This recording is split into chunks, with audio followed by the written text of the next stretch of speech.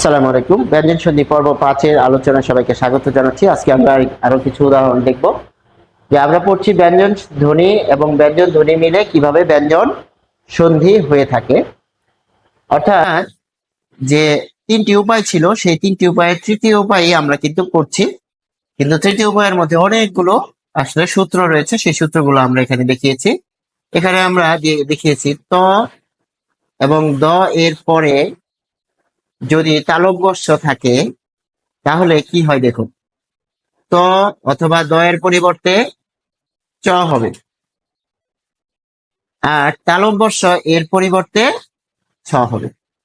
এখানে খেয়াল করার বিষয় হচ্ছে আমরা পূর্ববর্তী যে আলোচনা করেছি সেখানে কিন্তু একক চেঞ্জ বা একক পরিবর্তন বা সিঙ্গেল চেঞ্জ দেখিয়েছিলাম।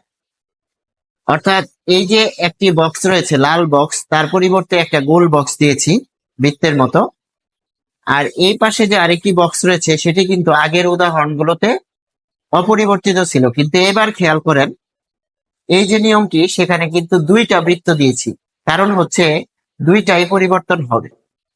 নিয়মটি এরকম, ত ও দ এর পরে যদি তালব্য শ থাকে তাহলে ত ও দ এর পরিবর্তে কি হবে, চ হবে, আর তালব্য শ এর পরিবর্তে ছ হবে। এখন আমরা উদাহরণ দেখব। উত, তাহলে এখানে ত আর এখানে শ্বাস, উত যোগ শ্বাস। যেহেতু উত যোগ শ্বাস, সেখানে আমরা কিন্তু সূত্রটা পেয়ে যাচ্ছি। খণ্ডত এর পরিবর্তে কি হচ্ছে, চ, অর্থাৎ উচ্ছ্বাস শব্দের পূর্বরূপ হচ্ছে এটা। উচ্ছ্বাস শব্দের পূর্বরূপ এটা। এখন এই যে অবস্থাটা, এটি যদি আমরা বুঝতে পারি তাহলে এটাও কিন্তু আমরা খুব সহজে বুঝে যাব যে এটা আসলে কোত্থেকে আসলো, এখান থেকে আসছে। আর এটি কোত্থেকে আসলো, এই যে এখান থেকে আসছে। ত এর পরিবর্তে চ। আপনারা উপরে খেয়াল করেন, উপরে ত ও দ এর পরে তালব্য শ থাকলে ত ও দ এর জায়গায় চ হবে। এই যে কালো তীর, এটি কিন্তু দেখিয়ে দিয়েছে। এবারে আসুন তালব্য শ এর জায়গায় ছ হবে, এটি আমরা এখন দেখি। এই যে তালব্য শ এর জায়গায় এই যে ছ, এই তীর দিয়ে ছ কে বোঝানো হয়েছে। অর্থাৎ যুক্ত বর্ণটি এখানে লাল চিহ্ন দিয়ে বোঝানো হয়েছে। ফলে আমরা দেখতে পাচ্ছি যে উচ্ছ্বাস শব্দটি গঠিত হয়েছে। এখানে যথারীতি খণ্ডত এর সাথে তালব্য শ যুক্ত রয়েছে। তাহলে আমরা বলতে পারি যে উচ্ছ্বাস শব্দটিতে সংকেত রয়েছে, যে সংকেত দেখে আমরা আসলে কি করতে পারবো। এখানে যে চ এর সাথে ছ রয়েছে এবং বফলা রয়েছে, সেটি কিন্তু এই শ্বাস বাড়ানোর বফলা। তার মানে এখানে চ আর ছ হিসাবের মধ্যে আসবে। চ কিভাবে আসছে, চ আসছে এই ত এর জন্য, আর ছ আসছে এই যে তালব্য শ এ থেকে শ্বাস বানান তালব্য শ দিয়ে। ফলে আমাদের বুঝতে হবে যে যদি চ থাকে, চ এর পরিবর্তে আমরা ত আনবো অথবা দ আনবো। কখন তো আনবো, বানানে যদি ত থাকে তো আনবো, বানানে যদি দ থাকে দ আনবো, আর ছয়ের পরিবর্তে আমরা তালব্য শ আনবো। ফলে আমাদের কিন্তু খুব সহজেই এই বিষয়টি স্পষ্ট হয়ে যাবে। আরো উদাহরণ দেখবো আমরা, তাহলে আরো ক্লিয়ার হবে। সেটি হচ্ছে ত ও দ এর জায়গায় চ হবে, তালব্য শ এর জায়গায় ছ হবে। এটি হচ্ছে নিয়ম। অর্থাৎ ত দ এর পর তালব্য শ থাকলে ত দ এর জায়গায় চ হবে, তালব্য শ এর জায়গায় ছ হবে। অর্থাৎ ডাবল চেঞ্জের সন্ধি বিচ্ছেদ, ব্যঞ্জন সন্ধি। চলত, খণ্ডত যোগ এখানে কি স, তালব্য শ। তাহলে খণ্ডত এর পরিবর্তে কি হবে, চ। এখানে দেখুন চ হয়েছে, খণ্ডত এর পরিবর্তে চ। এটি আমরা এখন তীরের মাধ্যমে দেখাবো। এই যে খণ্ডত, এখানে চ হলো। এবারে আসুন শক্তির তালব্য শ। এই যে শক্তি, তালব্য শ এর পরিবর্তে ছ। এক্ষেত্রে কি হচ্ছে, এই যে দেখুন উপরের নিয়মে বলা আছে চ হর্ষন্ত হবে। কেননা চ হর্ষন্ত কেন হবে, নইলে তো এ বসতে পারবে না যুক্ত বর্ণ হিসেবে। ফলে চলত শক্তি হয়ে যাচ্ছে, চলত শক্তি। তার মানে চ ছ হচ্ছে এখানে খণ্ডত আর তালব্য যুক্ত হচ্ছে, আর এখানে চ ছ হচ্ছে এই যে সংকেত, এই যে সংকেত চলত শক্তি যে বানানটি রয়েছে এখানে চ ছ সংকেত। তাহলে একটি চ এর পরিবর্তে সবসময় ত অথবা দ বসাতে হবে, আরেকটি ছ এর পরিবর্তে আমাদের তালব্য বসাইতে হবে। চলত শক্তি, চলত শক্তি এখানে বললেই কিন্তু বুঝে যাব যে কি আসবে।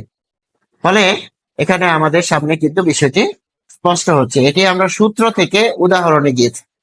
আর আমরা যদি এখানে যাই তাহলে উদাহরণ থেকেও কিন্তু এদিকে আসতে পারি, যেমন চলত শক্তি, একে ভেঙে লিখলাম এদিকে চলত শক্তি, ছ এর পরিবর্তে আনলাম ত, ছ এর পরিবর্তে আনলাম স, এই যে আমাদের চলত যোগ শক্তি পেয়ে গেল। এরপর আমরা আরেকটি উদাহরণ দেখব, সেটি হচ্ছে উচ্ছৃঙ্খল শব্দটির সন্ধি বিচ্ছেদ।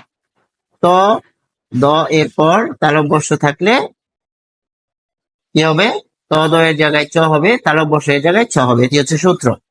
এবারে আসুন যে এটি আসলে কিভাবে গঠিত হয়, যেমন উৎ যোগ শৃঙ্খল, তাহলে খণ্ডত আর তালব্য। তাহলে এখানে খণ্ডত এর পরিবর্তে চ, আর শৃঙ্খল তালব্য এর পরিবর্তে কে বসবে, ছ। ফলে এখানে আমরা দিয়েছি ছ। এই যে রি, এখানে শৃঙ্খল, এই রি কিন্তু তালব্য এর পরে, আগে তালব্য হসন্ত যোগ রি, দুইটা মিলে যুক্ত বর্ণ শ্রী, তাই এখানে কিন্তু তালব্য হসন্ত রয়েছে। ফলে আমরা দেখতে পাচ্ছি তালব্য এর পরিবর্তে ছ, এখানে এটি হয়ে যাচ্ছে উচ্ছৃঙ্খল। তাহলে এখানে যুক্ত হচ্ছে খণ্ডত আর তালব্য, এবং এখানে যে উচ্ছৃঙ্খল সেই শব্দটি আমরা পাচ্ছি, এবং এটি হচ্ছে সংকেত। অর্থাৎ এখানে আমরা বিভাজন করলে চ এর পরিবর্তে আনবো ত অথবা দ, বানান অনুযায়ী আনবো, আর এখানে ছয়ের পরিবর্তে আনবো তালব্য, তাহলে কিন্তু আমরা সন্ধি বিচ্ছেদ পেয়ে যাব। আশা করি আমরা বিষয়টি ধরতে পেরেছি। এবং এখানে আরেকটি নিয়ম আমরা আজকের পর্বে আলোচনা করব, সেটি হচ্ছে এরকম, ত দ এর পরে যে ড থাকলে সেটি কি হবে, ত দ এর জায়গায় ড থাকবে, আর এটি কিন্তু অপরিবর্তিত থাকবে। অর্থাৎ এটি কিন্তু সিঙ্গেল চেঞ্জের সন্ধি বিচ্ছেদ, সিঙ্গেল চেঞ্জ বা একক পরিবর্তন, অর্থাৎ একটা জায়গায় পরিবর্তন, যেটি আমরা বৃত্ত দিয়ে বুঝিয়েছি। আর আপনারা যদি আগের অংশটুকু খেয়াল করেন যে এখানে কিন্তু ডাবল চেঞ্জ, এটি দেখুন এটি কিন্তু ডাবল চেঞ্জ, এখানে দুই জায়গায় পরিবর্তন হয়েছে, তাই আমরা বৃত্ত দিয়েছি। আমরা যদি এভাবে প্রেজেন্টেশন গুলো খেয়াল করি তাহলে কিন্তু আমাদের খুব সুবিধা হয় বোঝার ক্ষেত্রে, এবং আমরা যখন খাতায় প্র্যাকটিস করব তখন কিন্তু আমরা এভাবে বৃত্ত এঁকে যদি লিখে লিখে প্র্যাকটিস করি তাহলে কিন্তু খুব সহজে বুঝতে পারি। দেখা যাচ্ছে ত দ এর পরিবর্তে ড হবে, আর ড থাকলে ড আগের মতোই থাকবে, এটি বক্সের মধ্যে রয়েছে, এটি বক্সের মধ্যে রয়েছে, এই লাল বক্সটা হয়ে যাচ্ছে বৃত্ত। ফলে উৎ যোগ ডিল, ত আর ড মিলে কি হচ্ছে উদ্দিন, আমরা এখানে দেখতে পাচ্ছি উদ্দিন। তাহলে একটা পরিবর্তন আমরা খেয়াল করছি, এই পরিবর্তনটা আসতেছে ত থেকে এই ডয়ে, এবং এই যে উড ডিন, এটি ফলে বানানে কিন্তু উদ্দিন হয়ে যাচ্ছে, উদ যোগ দিন, উদ্দিন। তার মানে ত দ এরপর ড থাকলে ত দ কিন্তু ড হয়ে যাবে। আরেকটি বিষয় আমরা খেয়াল করব, ত দ এর পরে যদি ঢ থাকে সেটি কিন্তু অপরিবর্তিত থাকবে। দেখাচ্ছে যে এখানে সূত্রটি হচ্ছে ত দ, অর্থাৎ সিঙ্গেল চেঞ্জ, তাই এটি বৃত্ত হয়েছে, আর এটি কিন্তু অপরিবর্তিত রয়েছে। যেমন বৃহৎ যোগ ঢক্কা, বৃহৎ যোগ ঢক্কা, এখানে ত আর ঢ যুক্ত হবে। তো দেখা যাচ্ছে যে কি হচ্ছে, এখানে বইয়ে এভাবে দেওয়া আছে, এটি আর যুক্ত করে দেখাই নাই, তাই আমি আলাদা করে দেখাই নাই, বইয়ে যেভাবে আছে সেভাবে দেখানো হয়েছে যে বৃহৎ ঢক্কা, বৃহডক্কা। তাহলে এখানে কি হচ্ছে, ত হয়ে যাচ্ছে ড, আর ঢক্কা বানান যা আছে তাই থাকছে। তার মানে এই নিয়মটি বলছে ত দ এর পর যদি দেখা গেছে যে ড থাকে তাহলে ত দ এর জায়গায় কিন্তু এই ড থাকবে, বাকিটা কিন্তু অপরিবর্তিত থাকবে। আশা করি আমরা বুঝতে পেরেছি আমাদের যে ব্যঞ্জন সন্ধি সম্পর্কিত যে ধারাবাহিক আলোচনা সেটি সামনে আরো চলবে, এবং এক্ষেত্রে আমরা কিন্তু পর্ব 5 আজকে শেষ করলাম। আশা করি আমরা সবাই বুঝতে পেরেছি। সংস্কৃত সবাইকে ধন্যবাদ। আসসালাম।